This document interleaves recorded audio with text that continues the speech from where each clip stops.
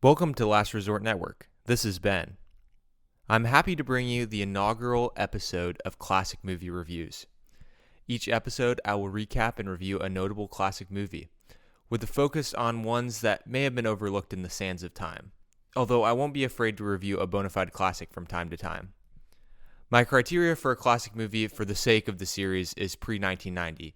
I mean, you can argue with me all you want if that's the correct criteria, but it's an arbitrary standard that I have set. All right, on to the review. Carol Reed, best known for The Third Man and Oliver, directed Odd Man Out, a script written by notable British writer R.C. Sherriff, which he based on the novel by F.L. Green of the same name. Reed and cinematographer Robert Krasker were best known for their affinity for realism. In an article from Far Out magazine, Amy Ferrier aptly describes Reed as a social realist and as part of a film movement that opposed the glossiness of Hollywood. Reed was already a veteran workman filmmaker at this point, with Odd Man Out being his 19th directing credit. This would be the beginning of an important 3-film run for Reed, with 3 films starring the dynamic James Mason. Odd Man Out gives the idea of the film away with its title. Johnny McQueen has been in hiding for 6 months following an escape from prison. He is a wanted member of an unnamed Irish national group. I wonder what group this could be. Also of note, the film was shot in Belfast, but the city is unnamed in the movie. As part of a fundraising effort for the group, McQueen decides to rob a mill with crew members Nolan and Murphy. McQueen ends up shooting an armed mill cashier, and then McQueen falls out of the getaway car and is injured. He spends the rest of the film deliriously evading the police and others who are searching for him. Dennis, the group leader, finds him but has to draw police attention away, and eventually Dennis gets arrested. His lover and the person who helped hide him is Kathleen. She has a tense showdown with a detective who is searching for McQueen, but continues to pursue finding Johnny.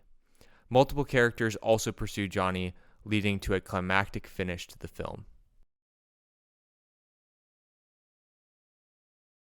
Odd Man Out is not a classic just in the sense that it is 78 years old, but it is also a classic in that it is important to film history. A few things stood out to me. First, the film's subject matter surrounding the IRA. Johnny is portrayed sympathetically, but the end result of his killing of an innocent person is not glorified. The scenes with the Catholic priest, Father Tom, are interesting, as characters wrestle with their feelings towards Johnny and what should be done about his actions. Some people feel that he is in the right because of his ideals, but others believe that his actions do need to be punished, even if they are sympathetic towards his beliefs. Kathleen is also an important character to the film, and she shows the perspective of someone who simply loves someone else. She is willing to forgive what Johnny has done, but Father Tom argues that he still needs to pay the penalty for the sins that he has done on Earth.